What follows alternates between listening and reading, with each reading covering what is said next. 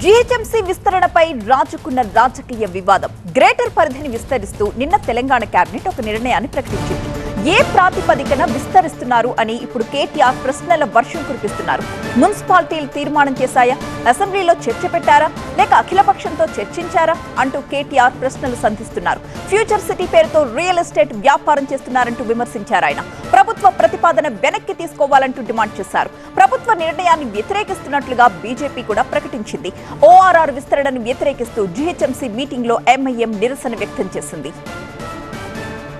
ఇక హైదరాబాద్ మహానగరం మరింతగా విస్తరించబోతోంది. ఔటర్ రింగ్ రోడ్డు వరకు నగరాన్ని విస్తరించాలి అన్నదే ప్రభుత్వ ప్రతిపాదన.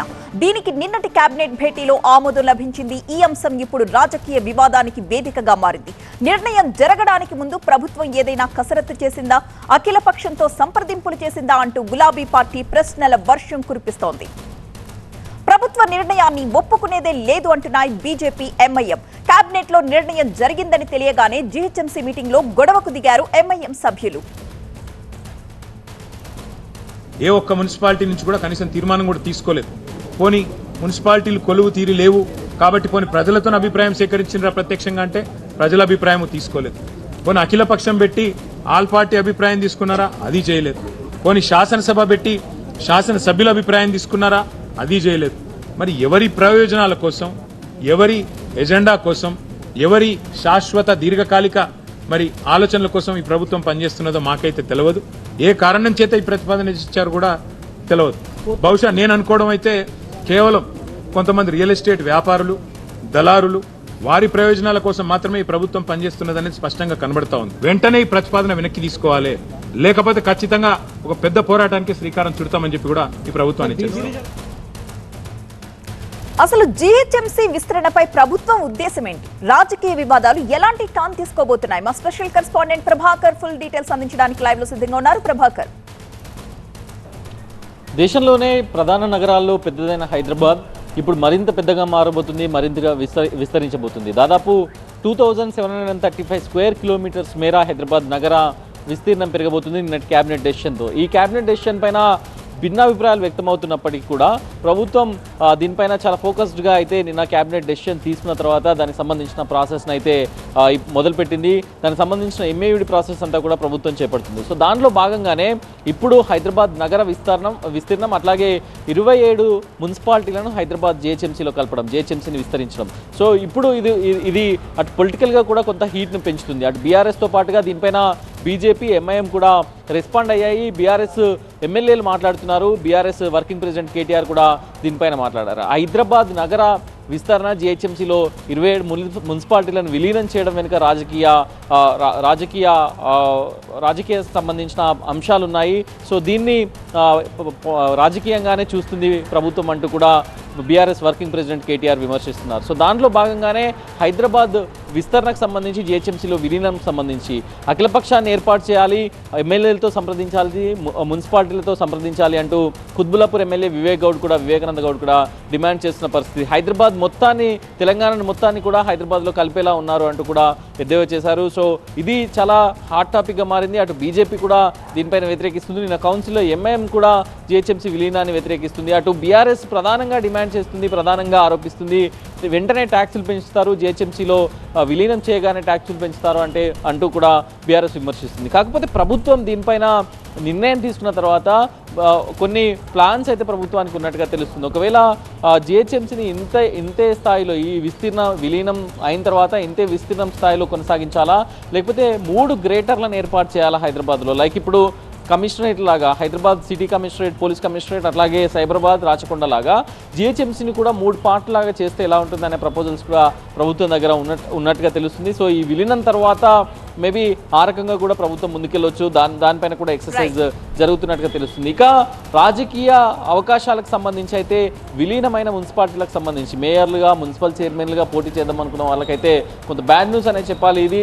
సో పొలిటికల్ పరంగా ఇప్పుడు ఈ 27 మున్సిపాలిటీల విలీనం తర్వాత ఇప్పుడున్న 150 డివిజన్లకి ఇంకా కొన్ని డివిజన్లు యాడ్ కాబోతాయి కాబట్టి అందరూ కూడా కార్పొరేటర్లుగా మారే అవకాశమే ఉంటుంది తప్ప ఇండివిజువల్ మేయర్స్ అది ఫిర్జాదిగూడ, బండ్లగూడ, నార్సింగి, మణికొండ ఇట్లాంటి కార్పొరేషన్స్ మున్సిపాలిటీస్లో municipal chairpersons, municipal corporation mayors అవ్వడానికైతే అవకాశాలు లేకుండా పోయాయి. సో భిన్న అభిప్రాయాలు అయితే దీనిపైన వ్యక్తమవుతున్నాయి. ఇంకా కూడా భిన్న అభిప్రాయాలు వ్యక్తమవుతున్న పరిస్థితి అయితే కనిపిస్తుంది. Right, thank you Prabhakar. Coming to second news. నకిలీ మద్యం కేసులో నిందితులైన మాజీ మంత్రి జోగి రమేష్, ఆయన సోదరుడు రాముల మొదటి రోజు సిట్ విచారణ ముగిసింది. కస్టడీ విచారణ మొదటి రోజు గంట పాటు మాత్రమే జోగి రమేష్ సోదరులని విచారించారు సిట్ అధికారులు. నెల్లూరు సెంట్రల్ జైల్లో రిమాండ్లో ఉన్నటువంటి జోగి సోదరులని విజయవాడకు తరలించిన సిట్ అధికారులు ఉదయం ప్రభుత్వ ఆసుపత్రిలో వైద్య పరీక్షలు నిర్వహించి ఈస్ట్ ఎక్సైజ్ స్టేషన్ కి తరలించారు. అక్కడే జోగి సోదరులని సిట్ అధికారులు విచారించారు. ఇబ్రహీంపట్నం నకిలీ లిక్కర్ కేసులో A18 గా జోగి రమేష్, A19 గా జోగి రాము ఉన్నారు. జోగి రమేష్ సోదరుల సహకారంతో నకిలీ మద్యం తయారు చేశారని ఈ కేసు విచారణలో A1 జనార్దన్ రావు చెప్పారు. ఈ నేపథ్యంలో జనార్దన్ రావుతో సంబంధాలపై జోగి రమేష్ సోదరులని సిట్ అధికారులు ప్రశ్నించారు. జోగి సోదరులని ఇవాల్టి నుంచి ఈ నెల 29 వరకు 4 రోజుల పాటు సిట్ కస్టడీకి కోర్టు అనుమతించింది. ఉదయం 10 గంటల నుంచి సాయంత్రం వరకు విచారించిన అనంతరం విజయవాడ జైల్లో సిట్ అధికారులు జోగి సోదరులని అప్పగించనున్నారు.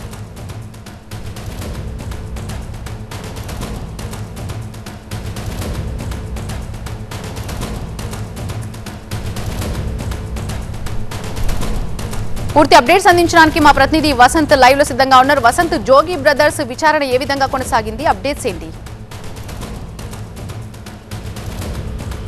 దాదాపు గంట మాత్రమే జోగి రమేష్కి సంబంధించి కావచ్చు, జోగి రాముకు సంబంధించినటువంటి విచారణ జరిగింది. ప్రధానంగా నెల్లూరు సెంట్రల్ జైలు నుంచి ఆయన ఉదయం 10 గంటలకు అదుపులో తీసుకున్నారు, కస్టడీలోకి తీసుకున్నారు. అక్కడి నుంచి విజయవాడ తరలించడానికే మొత్తం టైం అంతా పట్టింది కాబట్టి కేవలం గంట పాటు మాత్రమే, అది కూడా పాక్షికంగా మాత్రమే విచారణ జరిగింది. ప్రధానంగా కల్తీ మద్యం కేసులో A1 జనార్దన్ రావు, ఇటు జగన్మోహన్ రావు సోదరులతోటి, ఇటు జోగి సోదరులు జోగి రాము కావచ్చు, జోగి రమేష్కి సంబంధించి ఆర్థిక లావాదేవీలు ఉన్నాయి. వారి ప్రోద్బలంతోనే, వారి సహకారంతోనే కల్తీ మద్యం తయారు చేశారనేది ప్రధానమైనటువంటి ఆరోపణ. గతంలో జనార్దన్ రావును 2 సార్లు సిట్ అధికారులు, ఎక్సైజ్ అధికారులు కస్టడీలోకి తీసుకున్నటువంటి సందర్భంలో చాలా స్పష్టంగా ఆయన ఒక కన్ఫెషన్ స్టేట్మెంట్ కూడా ఇచ్చారు. జోగి రమేష్ ప్రోద్బలంతో ఇదంతా చేశాను, తనకు ఆర్థికంగా సహకారం అందించారు.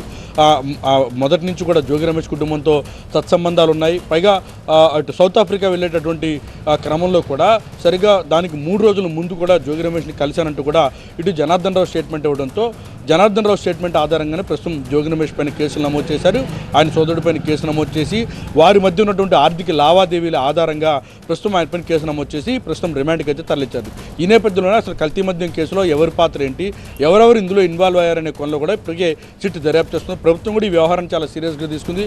అందులో భాగంగా సిట్ని ఏర్పాటు చేయడంతో పాటుగా ఇందులో ప్రభుత్వాన్ని అస్థిరపరిచే కుట్ర ఏమైనా ఉందా, ప్రభుత్వం పైన బురద జల్లే కార్యక్రమంలో భాగంగానే ఇటు జోగి రమేష్ ఈ మొత్తం వ్యవహారాన్ని ఏమైనా నడిపించారనేది కూడా ప్రభుత్వం భావిస్తుంది. అందులో భాగంగానే సిట్ ఏర్పాటు చేయడంతో పాటుగా మొత్తం కేసును మొత్తాన్ని కూడా ఇప్పటికే దర్యాప్తు బాధ్యతలు సిట్కి అప్పగించింది. అందులో భాగంగానే ఈ కేసులో ప్రస్తుతం A18గా ఉన్నటువంటి జోగి రమేష్, A19గా ఉన్నటువంటి జోగి రాముని ఇద్దరిని కూడా సిట్ అరెస్ట్ చేసింది.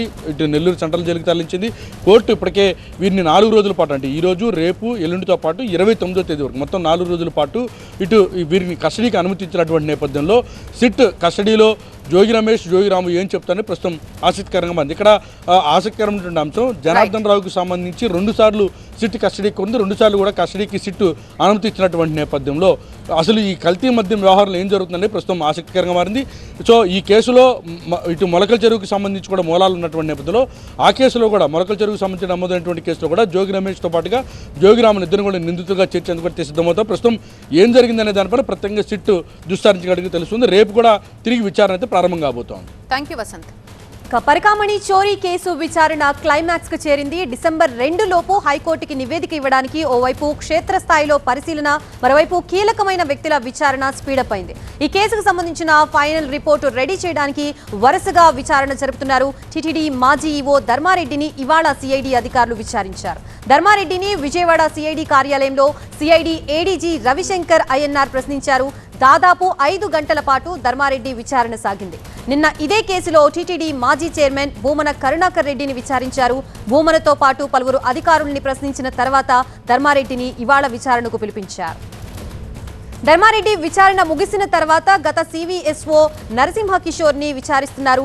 నరసింహ కిషోర్ ప్రస్తుతం రాజమండ్రి ఎస్పీగా ఉన్నారు. పరికామణి కేసులో నరసింహారెడ్డి పాత్రపై హత్యకు గురైన సతీష్ కుమార్ ఇచ్చిన స్టేట్మెంట్ ఆధారంగా విచారణకు పిలిపించారు.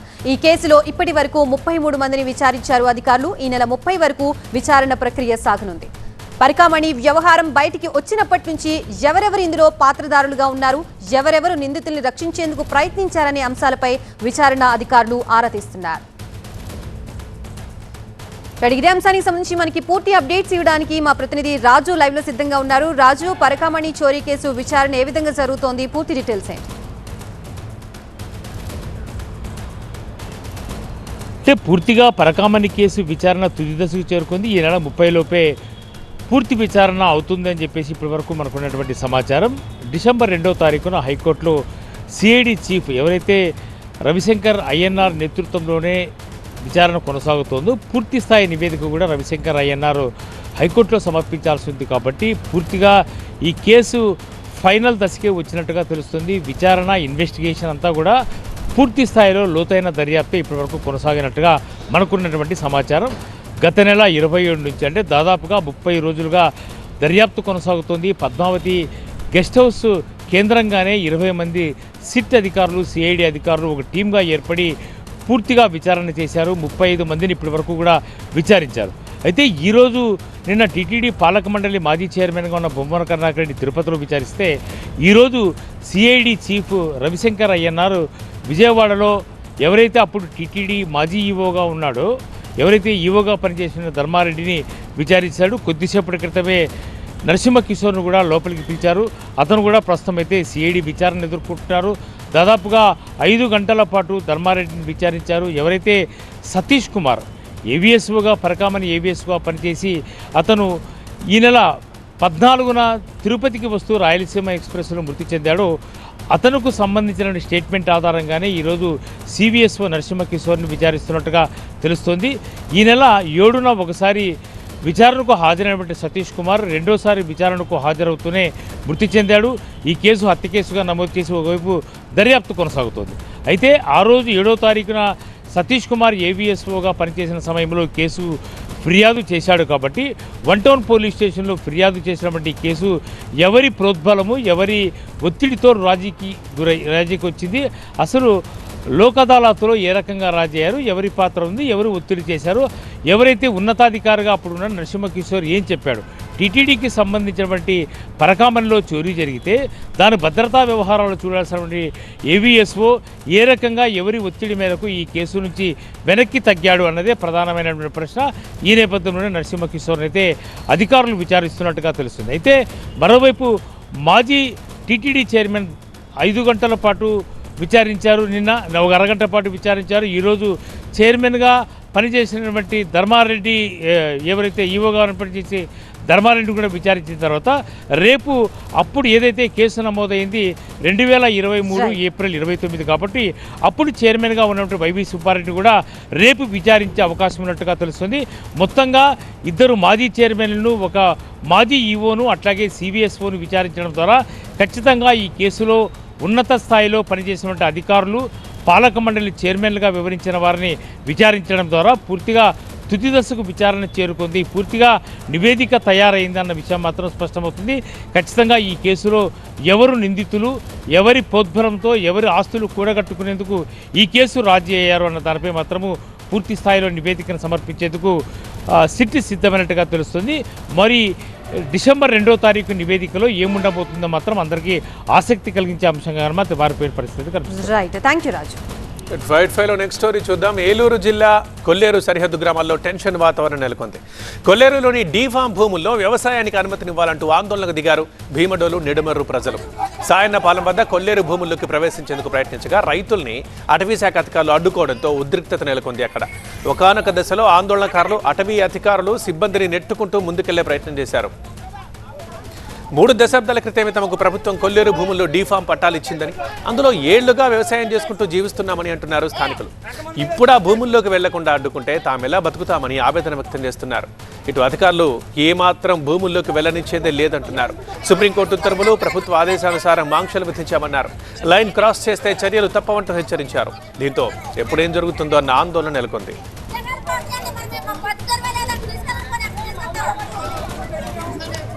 ఏలూరు నుంచి మా ప్రతినిధి రవి లైవ్లో రెడీగా ఉన్నారు. రవి, ఇప్పుడు సిచ్యువేషన్ ఎలా ఉంది అక్కడ? సో రైతులు ఏమంటున్నారు, అధికారులు ఏం చెప్తున్నారు? అంటే పూర్తిగా అయితే కొల్లేరులో నివురుగప్పిన నిప్పులాగా కూడా వాతావరణం ఉందని మనం భావించవచ్చు. కొల్లేరు అంటే బాహ్య ప్రపంచానికి సహజ సిద్ధమైన మంచినీటి సరస్సుగా మాత్రమే తెలుస్తుంది. అయితే ఇక్కడ 120 జీవో 5వ కాంటూరు అమల్లోకి వచ్చిన తర్వాత దాదాపుగా 50 గ్రామాలు బెడ్ గ్రామాలుగా ఉన్నాయి, 150 గ్రామాల వరకు కూడా బెల్ట్ గ్రామాలుగా ఉన్నాయి. అంటే దాదాపుగా 3 లక్షల నుంచి 4 లక్షల వరకు జనాభా ఈ కొల్లేరు ప్రాంతంలో నివసిస్తున్నారు. వీరందరికీ ఇప్పుడు మనుగడ ప్రశ్నార్థకంగా మారిందని చెప్పేసి చాలా కాలంగా కూడా ఆందోళన వ్యక్తం అవుతుంది. 120 జీవోని సవరించాలని చెప్పి కోరుతున్న పరిస్థితి కనిపిస్తుంది. దాదాపుగా అదనంగా ఏదైతే గతంలో మాజీ ముఖ్యమంత్రి వెంగళరావు గారు ఉన్న సమయంలో ఏదైతే రైతులకు డీఫామ్ పట్టాలు ఇచ్చారో వాటిలో చెరువులు తవ్వుకోమని చెప్పేసి అప్పట్లో ప్రభుత్వం ఒత్తిడి చేసిందో అలాంటి భూములకు సంబంధించి 17,000 ఎకరాల వరకు కూడా తమకు ఉపశమనం కలిగించాలని చెప్పి చాలా సంవత్సరాలుగా కూడా పోరాడుతున్న పరిస్థితి. దాదాపుగా 2004 నుంచి కూడా ఈ ఉద్యమం కొనసాగుతున్న పరిస్థితి కనిపిస్తోంది. ఇలాంటి క్రమంలోనే తాజాగా ఇప్పుడు నిడమర్రు భీమడోలు మండలం, ఇది పూర్తిగా కూడా ఉంగుటూరు నియోజకవర్గంలో పరిధిలోకి వస్తుంది. ఈ ప్రాంతంలో కొల్లేరులో ఇక 2వ దశ సమస్య మొదలైందని చెప్పుకోవచ్చు. ఈ ప్రాంతంలోనే ఎక్కువగా వర్షాకాలం సీజన్ అయిపోయిన తర్వాత పూర్తిగా ఈ సీజన్ మారిపోయిన తర్వాత రబీ పంటని ఇక్కడ కొల్లేరు ప్రాంతంలో పండిస్తారు. దాదాపుగా ఒక్కో రైతుకు కూడా 40 సెంట్ల నుంచి 1 ఎకరం వరకు కూడా భూమి ఉంది. దాదాపుగా 1500 ఎకరాల నుంచి 2000 ఎకరాల వరకు కూడా ఈ రబీ సీజన్లో పంట వరి సాగు కొనసాగిస్తూ ఉంటారు. అయితే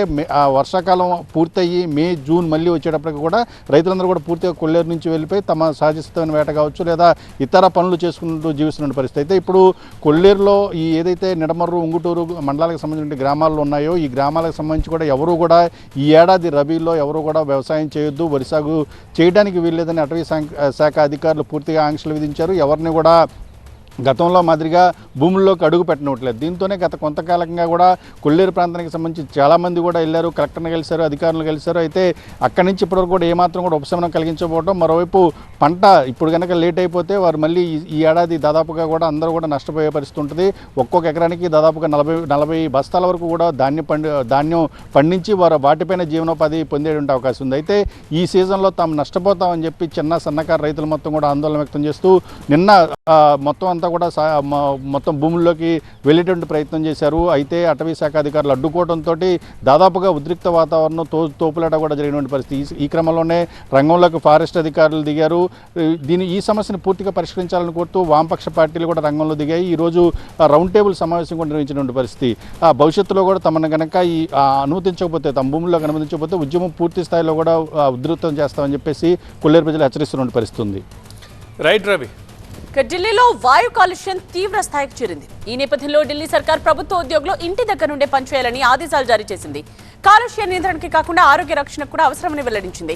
ఎయిర్ క్వాలిటీ ఇండెక్స్ 300కు పైగా నమోదవుతున్న నేపథ్యంలో ప్రభుత్వ కార్యాలయాల్లో సిబ్బందికి ఢిల్లీ సర్కార్ కీలక ఆదేశాలు జారీ చేసింది. రోజు రోజుకు కాలుష్యం తీవ్రం అవుతూ ఉండడంతో గ్రాప్ 3 అమలు చేస్తున్నారు. ప్రభుత్వ కార్యాలయాల్లో ప్రతిరోజు 50% మంది సిబ్బంది మాత్రమే కార్యాలయాలకు వచ్చి పనిచేయాలి. మిగిలిన 50% మంది వర్క్ ఫ్రం హోం. అలాగే ఢిల్లీ ఎన్సీఆర్ పరిధిలోని ప్రైవేట్ కార్యాలయాలు కూడా సిబ్బంది హాజరును తగ్గించాలని ఆదేశించింది ప్రభుత్వం. అత్యవసర సిబ్బంది మినహా మిగిలిన వారందరికీ వర్క్ ఫ్రం హోం ఇవ్వాలని ఆదేశించింది. ఢిల్లీలో వాయు నాణ్యత ప్రమాదకరంగా పడిపోతున్న నేపథ్యంలో పీఎంఓ రంగంలోకి దిగింది. కాలుష్యానికి కారణమయ్యే వాహనాలపై తక్షణమే చర్యలు తీసుకోవాలని సంబంధిత అధికారులను ఆదేశించింది. కాలుష్య నివారణలో భాగంగా విద్యుత్ వాహనాల వినియోగాన్ని విస్తృతం చేసేందుకు చర్యలు ముమ్మరం చేయాలని సూచించింది. బ్యూరో చీఫ్ గోపి సిద్ధంగా ఉన్నారు మరిన్ని డీటెయిల్స్ తో. గోపి, ఈ గ్రాప్ 3 అమలు చేస్తున్నప్పటి నుండి ఎటువంటి మార్పులు చూస్తున్నారు? ఇది ఎంతకాలం కొనసాగించవచ్చు? అలాగే ఈ గ్రాప్ 3లో ఉండే రూల్స్ ఏంటి? కాలుష్య నియంత్రణ చర్యల్లో భాగంగా గ్రేడెడ్ రెస్పాన్స్ యాక్షన్ ప్లాన్ 3 ప్రస్తుతం అమలవుతుంది.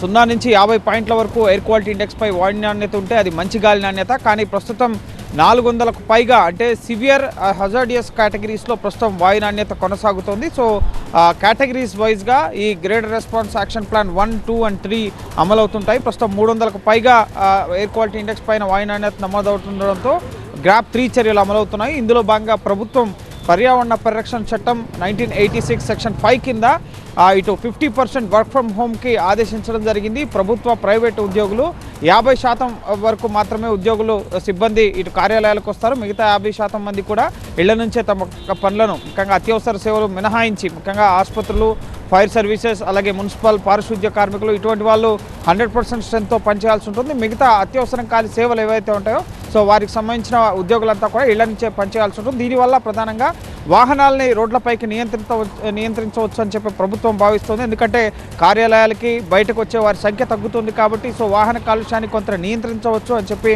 భావిస్తుంది. నిన్న 400 పాయింట్లకు పైగా ఎయిర్ క్వాలిటీ ఇండెక్స్ పైన వాయు నాణ్యత ఉంటే ఈరోజు 333 పాయింట్లుగా ఉంది. సో స్వల్ప మెరుగుదల అయితే కనిపిస్తుంది. కానీ ప్రతికూల వాతావరణ పరిస్థితులు ప్రధానంగా చలి పెరుగుతుంది, పొగమంచు ప్రభావం, అలాగే పక్క రాష్ట్రాల నుంచి వస్తున్న పంట వ్యర్థాలు, దహనం నుంచి వచ్చే పొగ, పరిశ్రమల నుంచి వచ్చే కాలుష్యం, వాహనాల నుంచి వచ్చే కాలుష్యం, అలాగే నిర్మాణ వ్యర్థాల నుంచి వచ్చే కాలుష్యం వల్ల ఈ కాలుష్య తీవ్రత కొనసాగుతూ వస్తుంది. సో రానున్న ఈ చలికాలం మరింత ముదరబోతుంది కాబట్టి సో రానున్న 20 రోజుల పాటు కూడా ఈ కాలుష్య తీవ్రత అనేది మరింత ఇబ్బంది పెట్టే అవకాశం ఉంది కాబట్టి సో గ్రాప్ 3 చర్యలో భాగంగా వర్క్ ఫ్రమ్ హోమ్కి ప్రస్తుతం ప్రభుత్వం ఆదేశించడం జరిగింది. ఇప్పటికే స్కూళ్లకు ఇటు హైబ్రిడ్ మోడ్లో తరగతులు జరుగుతున్నాయి. నర్సరీ నుంచి 5వ తరగతి వరకు. ఇంకా కాలుష్య తీవ్రత 400-450 అబోవ్కి రీచ్ అయితే కనుక పూర్తిగా స్కూళ్లను మూసివేయడం జరుగుతుంది. ఓన్లీ ఆన్లైన్ క్లాసులు మాత్రమే నిర్వహించడం జరుగుతుంది. సుప్రీంకోర్టు న్యాయవాదులు కూడా ముఖ్యంగా 60 ఏళ్ల పైబడిన న్యాయవాదులు కపిల్ సిబల్, అలాగే ముకుల్ రోహత్గి ఇటువంటి వాళ్ళు మా ఆరోగ్యం పైన కూడా ప్రభావం పడుతుంది. ఈరోజు ఎస్ఐఆర్పై విచారణ సందర్భంగా ఒక న్యాయవాది నేను ఇక్కడ వాదించలేకపోతున్నాను అంటూ ఆ దగ్గుతో ఇబ్బంది పడుతూ ఇంటికి వెళ్ళిపోయి హైబ్రిడ్లో నేను వాదనలు కొనసాగిస్తానని చెప్పి సీజీఐకి చెప్పగా దానికి సీజీఐ కూడా ప్రతి ఒక్కరి ఆరోగ్యం ముఖ్యమే, ఈ కాలుష్యాన్ని నియంత్రించాల్సిన అవసరం ఉందని చెప్పి వ్యాఖ్యానించారు. సో ఖచ్చితంగా ప్రతి ఒక్కరు కూడా ప్రధానంగా చిన్నారులు, వృద్ధులు, మహిళలు, గర్భిణీలు, అలాగే ముఖ్యంగా ఈ శ్వాసకోశ సంబంధిత ఈ సమస్యలు ఉన్నవారు తీవ్ర ఇబ్బందులు పడుతున్నారు. కళ్ళమంటలు, గొంతు నొప్పి, దగ్గు, సో ఇటువంటి సమస్యలు ముఖ్యంగా గుండె జబ్బులు, బ్రెయిన్ స్ట్రోక్స్ రావడం, ముఖ్యంగా వైద్యపరంగా, ఆరోగ్యపరంగా అనేక ఇబ్బందులు ముఖ్యంగా ఢిల్లీ వాసులు అయితే ఎదుర్కొంటున్న పరిస్థితి. హాస్పిటల్స్కి ఈ కాలుష్య తీవ్రత పెరిగినప్పటి నుంచి ప్రతి ఇంట్లో ఎవరో ఒకరు అనారోగ్యంతో ఇబ్బందులు పడుతున్న పరిస్థితి ప్రస్తుతం ఢిల్లీలో నెలకొంది. సో దీన్ని కట్టడి చేసిన ముఖ్యంగా ఈ కాలుష్యాన్ని నియంత్రించేందుకైతే ప్రభుత్వం ఈ గ్రాప్ 3 చర్యలను అమలు చేస్తోంది. ముఖ్యంగా వాహనాలను రోడ్లపైకి రాకుండా నిషేధించేందుకే వర్క్ ఫ్రమ్ హోమ్ని అమలు చేస్తున్న పరిస్థితి. అలాగే పార్కింగ్ ఛార్జీలను పెంచడం, అలాగే డీజిల్ వాహనాలపై నిషేధం విధించడం, రోడ్లను ఎప్పటికప్పుడు శుభ్రపరచడం, డీజిల్ జనరేటర్ల నిషేధం విధించడం, ఇటువంటి అనేక చర్యలను ఇప్పటివరకు ప్రభుత్వం తీసుకుంది. కృత్రిమ వర్షం కురిపించాలని ప్రయత్నించినప్పటికీ కూడా అది సాధ్యపడలేదు. సో నెక్స్ట్ ముఖ్యంగా వాతావరణం అనుకూలించి వర్షం కురిస్తేనే కాలుష్య తీవ్రత కొంత తగ్గే అవకాశం ఉంది. సో ఆలోపు ప్రభుత్వ పరంగా చేపట్టాల్సిన చర్యలు వాహనాలను తగ్గించడానికి కానీ, లేక పంట వ్యర్థాల దహనాన్ని కాల్చకుండా ఆపడానికి సంబంధించి తీసుకోవాల్సిన చర్యలు కానీ వీటిపైన ప్రధానంగా ప్రభుత్వాలు ఫోకస్ చేయడం జరిగింది. సో ప్రస్తుతం గ్రాప్ 3 చర్యలు అమలవుతున్నాయి. ఒకవేళ ఇంకా కాలుష్యం తగ్గకపోతే కనుక గ్రాప్ 4 చర్యలు, ఇంకా మరింత కఠినమైన ఆంక్షలు తీసుకునే దిశగా ప్రభుత్వాలు అయితే సన్నద్ధమవుతున్న పరిస్థితి. పిఎంఓ కూడా విద్యుత్ వాహనాలు వినియోగించాలని చెప్పి ప్రజలకు సూచించిన పరిస్థితి ఉంది. సో ప్రస్తుతం తీవ్ర ఇబ్బందులు అయితే పడుతున్నారు. ప్రతికూల వాతావరణం ముఖ్యంగా ఈ పొగమంచు, చలి వల్ల కాలుష్య తీవ్రత మరింత ముఖ్యంగా ప్రజలను ఇబ్బంది పెడుతున్న పరిస్థితి. వాతావరణంలో మార్పు వస్తే తప్పించి ఈ కాలుష్య సమస్యకు ప్రస్తుతం అయితే పరిష్కారం లభించేట్లు కనబడడం లేదు. సో చూడాలి మరి పర్యావరణం ఎంతవరకు సహకరిస్తుంది, ప్రభుత్వం మరింత కఠినంగా ఎటువంటి నిర్ణయాలు తీసుకుంటుంది అనేది మనం వేచి చూడాలి. రైట్ గోపి, ఇది 5/5.